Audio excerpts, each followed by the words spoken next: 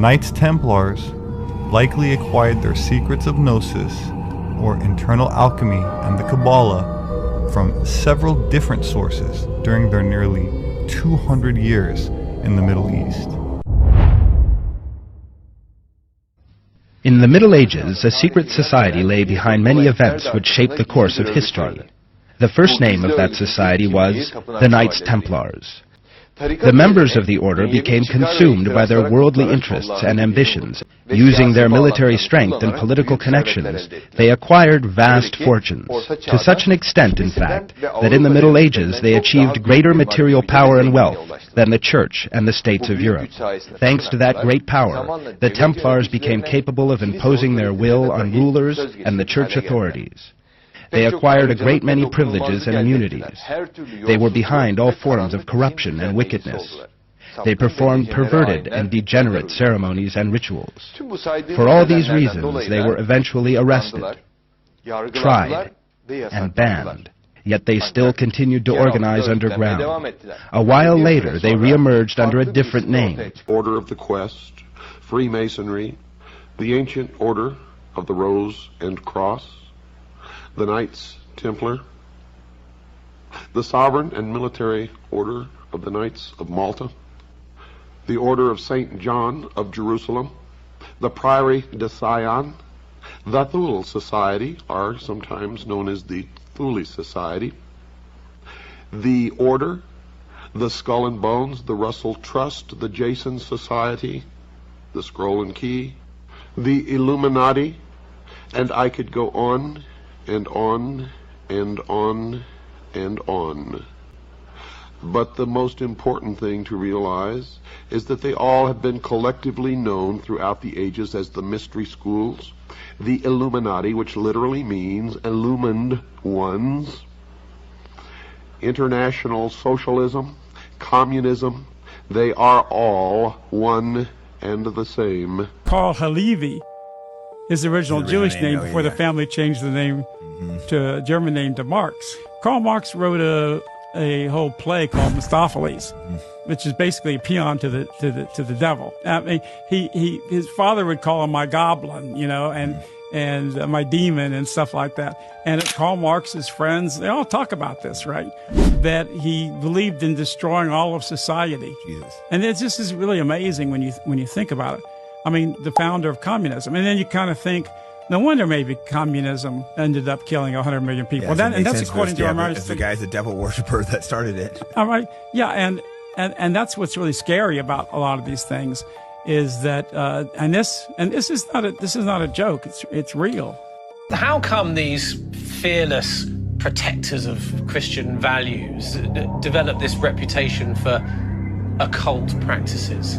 Well, I mean, the Templars were always a secret society, and as time wore on, of course, there were people who left that secret society for one or other reason, and they were eventually shopped by a couple of disgruntled ex-Templars who then made the accusations that have become famous to us of idolatry, of heresy, of sodomy, of illicit practices, of occult practices. There's rumors of homosexuality, and you spit and urinate on the cross, and you deny Christ. They worshipped a head, and that head was sometimes a cat's head, it was sometimes the head of John the Baptist, it was sometimes a three-faced head. The fact is, these men were part of a conspiracy. Each of them were members of the tightly knit Rex Deus families. They were related by blood or marriage, most often by both, and the publicly stated purpose, you might call it a cover story, of these Knights Templar was that they were there to protect Christian pilgrims from bandits as the pilgrims traveled to Jerusalem. But the truth is that what most of these men spent their time doing, the first 9 years of their time in Jerusalem, was they were excavating the Temple Mount, hunting for the hidden treasures left by their alleged ancestors. And this is confirmed by modern archaeologists who covered an 80-foot deep shaft that led below the ground level of the Temple Mount. And they discovered a network of tunnels that the Templars had dug out. Archaeologists have wondered how these medieval knights knew where to dig. It's not that easy to figure out. Well, the Rex Deus families have presented their own answer to these questions, claiming that for over 1,000 years, the knowledge of what was buried and where it was buried had been passed down by oral tradition. What we do know is that something that these men discovered made them very, very wealthy. Their decision to establish their base on the Temple Mount, the site of the biblical Temple of Solomon described in the Old Testament, was no coincidence. While they claimed their mission was to guard the roads to Jerusalem and protect Christian pilgrims, this was merely a cover. Their true objective was the treasure, relics, and artifacts rumored to be hidden beneath the ruins of the temple. The Templars began secretly excavating tunnels beneath the Temple Mount. In time, they found what they were searching for: a collection of ancient manuscripts and scrolls. This collection would later become associated with what we now know as the Kabbalah. Prophet Solomon, peace be upon him, was granted a unique power by Allah: the ability to summon and control the jinn. Where does it come from? Sihr is very easy to understand if you understand the psychology and the physical differences that men have from jinn. If you understand the jinn and the world of the jinn, you will understand sihr. Because sihr is the overlap between the world of men and the world of jinn.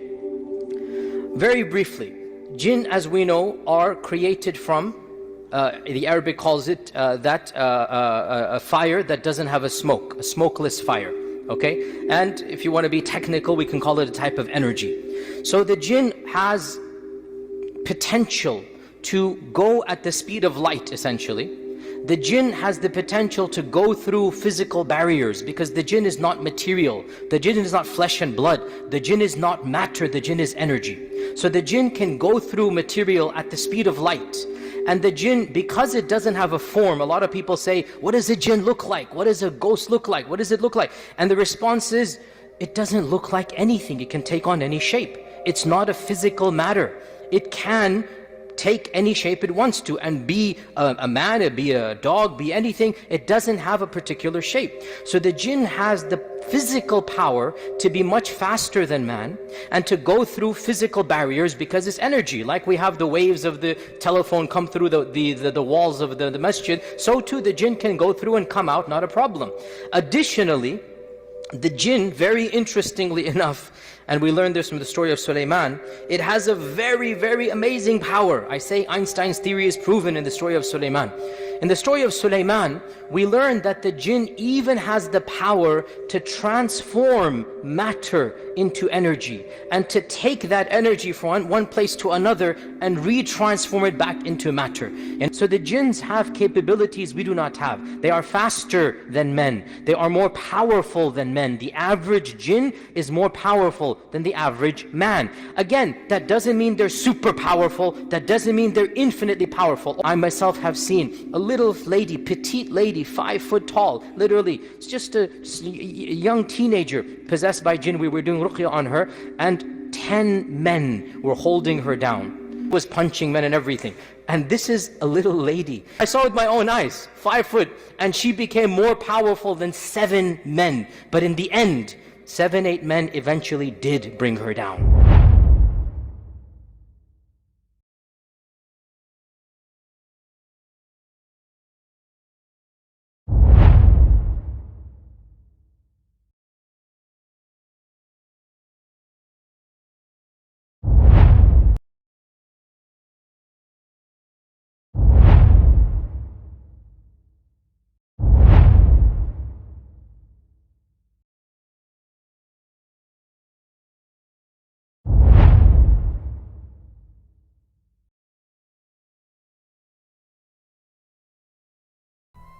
By Allah's command, He placed many of these jinn under His service, assigning them to monumental tasks, including the construction of the Great Temple. After Prophet Solomon's death, however, the devils spread corruption among the people. They wrote false scriptures and books of magic, hiding them beneath Solomon's throne. They then deceived the people into believing that Solomon had ruled over the jinn through sorcery. Many began practicing this forbidden magic, and even accused Prophet Solomon of teaching it. In the Quran, Allah Almighty refuted this falsehood and defended His Prophet, declaring that it was not Solomon who practiced magic, but rather the devils who taught it to the people. واتبعوا ما تتلو الشياطين على ملك سليمان وما كفر سليمان ولكن الشياطين كفروا يعلمون الناس السحر وما أنزل على الملكين ببابل هاروت وماروت. Centuries later, these very manuscripts were what the Knights Templar sought beneath the ruins of Solomon's temple. Their discovery of such writings became intertwined with the early origins of Jewish mystical traditions, later known as Kabbalah. This wasn't supposed to exist. Hidden beneath the ancient stones of Jerusalem, archaeologists uncovered something untouched for nearly 3,000 years. A sealed chamber carved from bedrock, only steps away from where Solomon's temple once stood. Inside were tools of ritual. In this room, what we have the platform. On that platform, it was an altar. Every room was packed tightly with dirt and rock, a deliberate burial. As the team carefully peeled back the layers, what emerged was not a myth or legend. It was physical history, frozen in time, waiting to be found. A hidden shrine in the shadow of the temple. Just below the towering presence of Solomon's temple, hidden in the city of David, lay a place no one expected. A shrine, not ruined or weathered, but preserved. 8 chambers were carved into bedrock, arranged with care, and sealed so perfectly that no one stumbled upon them for nearly 3 millennia. Only a few hundred feet separated this underground sanctuary from the official center of Judah's faith. The dominant belief, echoed in scripture, holds that once the temple was built, all official worship was centralized. But this shrine, sealed yet intact, shows something else. A parallel form of devotion, quiet, organized, and clearly respected, possibly for those holding on to older traditions. In its silence, this place spoke of a more complex, layered spiritual life in ancient Jerusalem, one now impossible to ignore.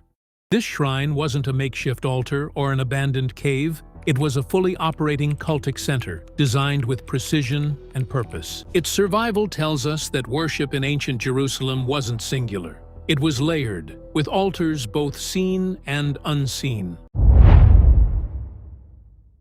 The original Knights Templar who excavated the Temple Mount discovered ancient texts containing mysteries of sacred geometry, among other discoveries. The Kabbalistic higher secrets of ritual sodomy, the evil eye, chanting incantations, necromancy, blood sacrifice, and invoking the fallen angels in service to Lucifer fascinated the French Knights Templar. Many confessions told of the Knights Templar monks ritually sodomizing each other, invoking evil spirits, and implanting these spirits into animals such as cats. Satanic tradition, which is still practiced to this day at lodges of the Ordo Templi Orientis, which was once headed by Aleister Crowley. The secret that Crowley uncovered, probably through demonic intervention, is the secret that this immortality is conveyed through tantric sex magic. And the kind of sex magic that we're talking about here, unfortunately, is a sexual violation of a little child.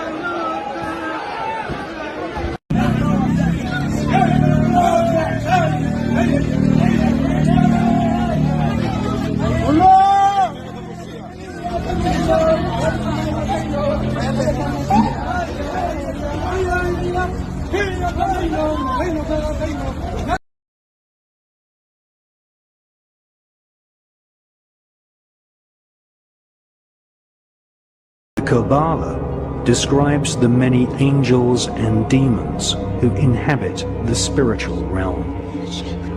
The Kabbalah gives Kabbalists a roadmap called the Tree of Life, which explains how to invoke and communicate with these powerful spirits.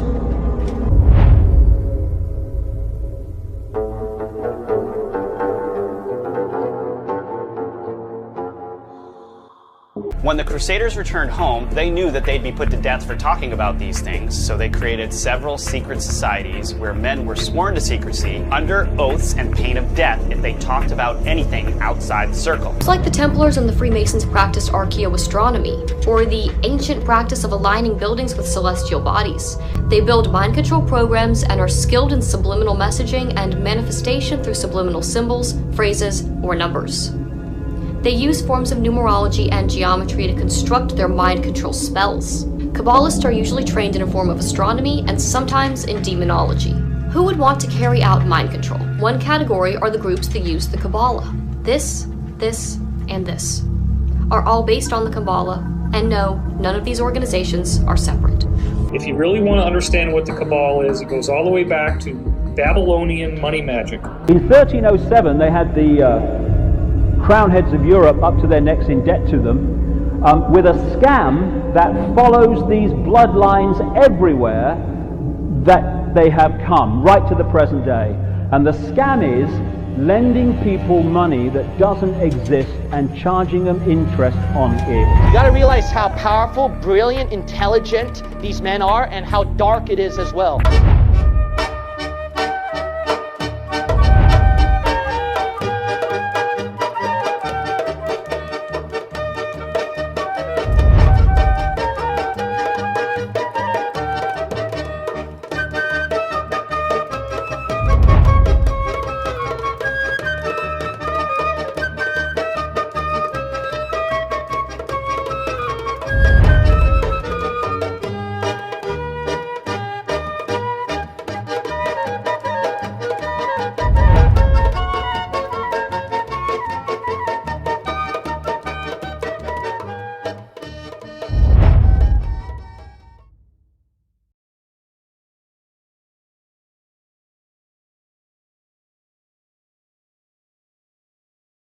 The playbook that every single occult organization splintered off of is the Kabbalah, which is Jewish mysticism. The Babylonian Talmud is to science what Kabbalah is to philosophy.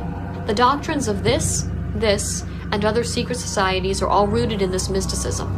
Albert Pike, one of the most well-known leaders in the history of Freemasonry, said in his book Morals and Dogma that the source of the doctrine of Freemasonry and the Illuminati ultimately goes back to the Kabbalah, the Jewish book of occult knowledge.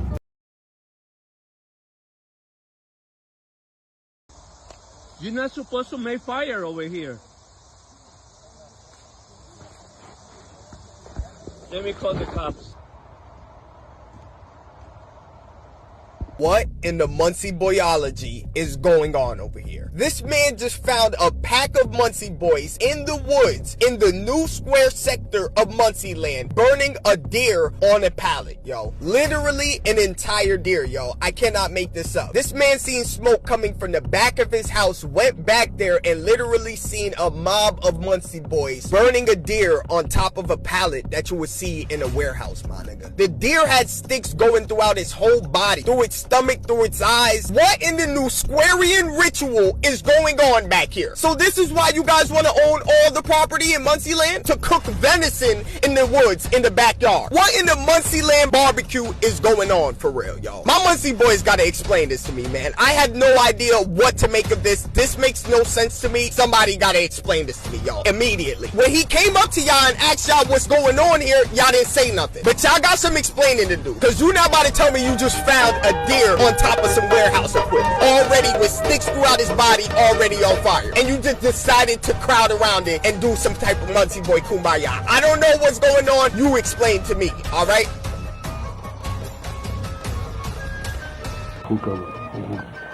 מה שרואה עוד, וגם משהו שעדיין משאיר ליבו. אז הייתה מה שהוא ומה הגיעתו. הכנראה שהיא מספיק, Mashiach is coming. the Messiah, what the Jewish people have been waiting for thousands of years, the footsteps of the Mashiach can be heard around the world.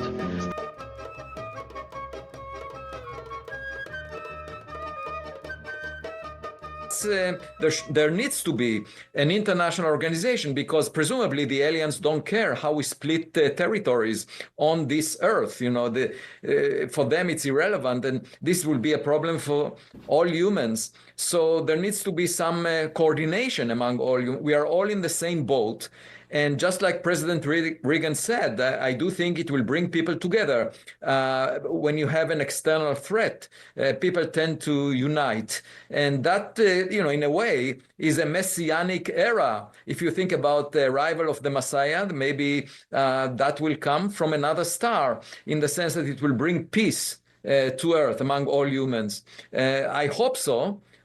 I also hope that it will not endanger the future of humanity. And I hope that we could learn from any technologies that they might have that we don't have. We will learn about new science as well. עכשיו, הגויים השם, כן? אלוקים עשה אותם בשביל שיעשו פה... בשביל לשרת את היהודים. כל הגויים שאתה רואה שיש בעולם, המיליארדים האלה, הם הכל רק בשביל שהיהודים יהיה להם איזה תועלת. כל אחד יהיה לו, כשמשיח יבוא, אז כל אחד יהיה לו אלפים עבדים, 2,800 עבדים. בינתיים, המשיח לא כאן, אז איך הם משרתים אותנו? הם בונים לנו רכבים, דירות, בניינים. הם בונים את זה. לנו. משרתים את היהודים. אבל יש גם יהודים שעושים את זה. בקושי. בסדר.